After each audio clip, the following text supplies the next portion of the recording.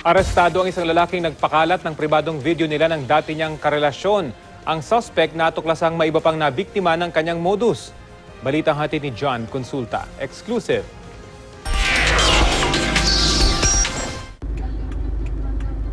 Nang tumawag na ang suspect para makipagkita sa biktima, Kayong kakatukan.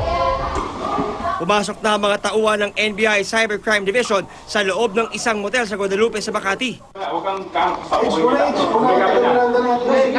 Nang makapasok, agad pinusasan si Nozel de Vera, 40 taong gulang. You have the right to remain silent. Anything you say can and will be used against you in the court of law. Habang kausap namin ang suspect, hindi napigilan ng biktima na maglabas ng galit laban sa suspect. Sumbong ng biktima, niligawan daw siya hanggang magkarelasyon sila ng suspect na dati pala niyang boss.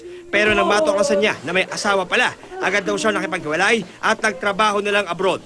Ang problema, bukod sa kanyang mga kamag-anak at kaibigan, ipinadala ng suspect ang kanilang mga sex videos sa boss niya sa Middle East. Kaya natanggal daw siya sa trabaho. Ang masaklap, in-upload din ng suspect ang mga videos sa iba't ibang mga porn sites. Maya't maya din daw ang pagbabanta ng lalaki sakaling di siya pamayag sa gusto niyang mangyari ulit sa kanila. Nite-threat po rin ako sa kanya, sa family ko din na hindi daw po niya titigilan yung family ko. Papatayin daw po niya yung family ko, tsaka ako.